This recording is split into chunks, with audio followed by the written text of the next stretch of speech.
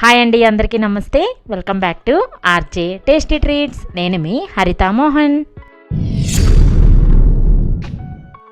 ఈరోజు మన ఛానల్లో మీరు చూడబోయే రెసిపీ వచ్చేసి మామిడికాయ పప్పు. పప్పు రెసిపీస్ అన్నిటిలో ఈ మామిడికాయ పప్పుకి ఒక స్పెషల్ టేస్ట్ ఉంటుంది. ఈ మధ్య అయితే పెళ్లి భోజనాల్లో కూడా ఈ పప్పుని ఎక్కువగా పెడుతున్నారు. మరి ఈ పుల్లని మామిడికాయ పప్పుని సింపుల్గా ఎలా చేయాలో ఇప్పుడు చూద్దాం.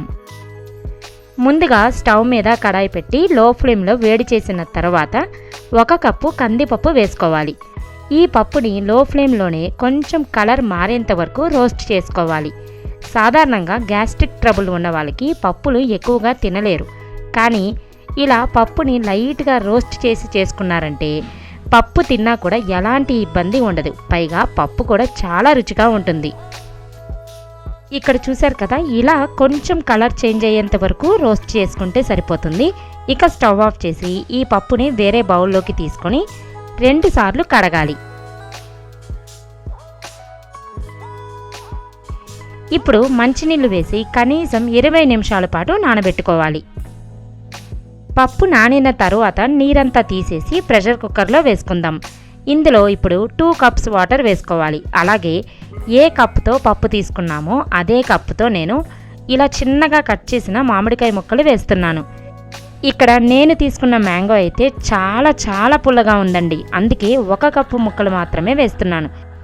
అంతకంటే ఎక్కువ ముక్కలు వేస్తే పప్పు మరి ఎక్కువ పుల్లగా ఉంటుంది. ఇందులో ఇప్పుడు 1/2 స్పూన్ పసుపు వేసి మొత్తం ఒకసారి కలుపుకొని మూత పెట్టేసుకుందాం. దీన్ని ఇప్పుడు లో టు మీడియం ఫ్లేమ్లో కనీసం 6 లేదా 7 విజిల్స్ రానివ్వాలి. ఎందుకంటే మామిడికాయ పులుపు వల్ల పప్పు అంత ఫాస్ట్గా మెత్తగా ఉడకదు, కాబట్టి ఎక్కువ విజిల్స్ రానివ్వాలి. నేనైతే ఇక్కడ 7 విజిల్స్ వచ్చే వరకు ఉడికించుకున్నాను. ప్రెషర్ అంతా పోయిన తర్వాత ఇప్పుడు కుక్కర్ని ఓపెన్ చేసుకుందాం. ఇప్పుడు పప్పు గుత్తితో కానీ మ్యాషర్తో కానీ వీలైనంత ఎక్కువగా ఈ పప్పుని మ్యాష్ చేసుకోవాలి. లేదంటే చల్లారే కొద్దీ ఈ పప్పు మళ్ళీ గట్టి పడిపోతుంది. నేను మ్యాక్సిమం మ్యాష్ చేశానండి. చూశారు కదా, పప్పు అయితే రెడీ అయిపోయింది. ఇప్పుడు దీన్ని కాసేపు పక్కన పెట్టుకొని స్టవ్ మీద కడాయి పెట్టి 1 స్పూన్ నెయ్యి, 2 టేబుల్ స్పూన్ ఆయిల్ వేసుకొని వేడి చేసుకోవాలి. ఆయిల్ వేడి చేసిన తర్వాత 1/2 స్పూన్ ఆవాలు, 1/2 స్పూన్ జీలకర్ర, కొద్దిగా మినప్పప్పు, అలాగే 7 వెల్లుల్లి వేసి వేపుకోవాలి. వెల్లుల్లి వేగిన తర్వాత కట్ చేసిన 4 పచ్చిమిర్చి ముక్కలు కూడా వేసి వేపుకోవాలి. ఈ పప్పు పుల్లగా ఉంటుంది కాబట్టి మిర్చి ఘాటు ఉంటేనే పప్పు టేస్టీగా ఉంటుంది. ఇవన్నీ వేగిన తర్వాత కొద్దిగా ఇంగువ వేసి కలుపుకుందాం. ఇప్పుడు ఒక చిన్న ఉల్లిపాయ ముక్కలు వేసి వీటిని కూడా బాగా వేపుకోవాలి. ఉల్లిపాయ ముక్కలు కలర్ మారేంత వరకు ఫ్రై చేసుకోవాలి. ఇక్కడ నేను తీసుకున్న మామిడికాయ చాలా పుల్లగా ఉండడం వల్ల నేను టొమాటోలు కానీ చింతపండు కానీ వేయలేదు. ఒకవేళ మీరు తీసుకున్న మ్యాంగో అంత పుల్లగా లేకపోతే కొద్దిగా చింతపండు వేసుకుంటే సరిపోతుంది. ఉల్లిపాయ ముక్కలు, పోపు అంతా వేగిన తర్వాత 3 ఎండుమిర్చి, కొంచెం కరివేపాకు వేసి 1 నిమిషం పాటు ఫ్రై చేయాలి. పోపు మొత్తం రెడీ అయింది కదా, ఇప్పుడు ఈ పోపులో ఉడికించిన పప్పుని వేసుకుందాం. పోపు మొత్తం కలిసేలాగా పప్పుని బాగా కలపాలి. అలాగే పప్పుని ఉడికించిన కుక్కర్లోనే ఒక చిన్న గ్లాస్ వాటర్ వేసి ఆ వాటర్ని కూడా ఇక్కడ వేస్తున్నాను.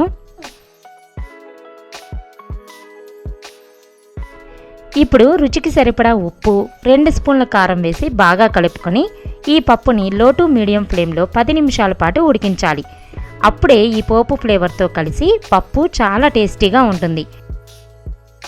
మధ్య మధ్యలో కలుపుతూ ఉండాలి, లేదంటే పప్పు అడుగంటుకొని మాడిపోతుంది. అలానే ఈ స్టెప్ దగ్గరే సాల్ట్ ఒకసారి చెక్ చేసి మీ టేస్ట్కి తగినట్లు అడ్జస్ట్ చేసుకోండి. 15 మినిట్స్కి ఈ మామిడికాయ పప్పు చాలా బాగా ఉడికి పర్ఫెక్ట్గా ఉందండి. స్మెల్ అయితే ఇంకా టెంప్టింగ్గా ఉంది. ఇక చివరిగా కొంచెం కొత్తిమీరను కానీ వేసుకున్నామంటే నోరూరించే కమ్మని మామిడికాయ పప్పు రెడీ అయిపోతుంది. ఈ స్టైల్లో మీరు కూడా మామిడికాయ పప్పుని ట్రై చేశారంటే అన్నం మొత్తం పప్పుతోనే తింటారు. కందిపప్పుని ఫ్రై చేసి తీసుకున్నాం కదా, కాబట్టి ఈ పప్పు వేడిగా ఉన్నా చల్లారినా కూడా టేస్టీగానే ఉంటుంది. అలానే ఎంత తిన్నా మీకు అస్సలు హెవీగా కూడా అనిపించదు. అంతేనండి. మరి ఈ సింపుల్ మామిడికాయ పప్పు రెసిపీ మీకు నచ్చితే వీడియోని లైక్ చేసి మీ ఫ్రెండ్స్ అండ్ రిలేటివ్స్కి షేర్ చేసేయండి. అలానే మరెన్నో సింపుల్ అండ్ ఇంట్రెస్టింగ్ రెసిపీస్ కోసం ఇప్పుడే నా ఛానల్ని సబ్స్క్రైబ్ చేసి బెల్ ఐకాన్ని క్లిక్ చేసేయండి. ఈ రెసిపీని ట్రై చేసిన తర్వాత మాత్రం మీ ఫీడ్బ్యాక్ని వీడియో కింద పోస్ట్ చేసేయండి. మన నెక్స్ట్ రెసిపీతో మళ్ళీ కలుద్దాం. Keep watching. బాయ్.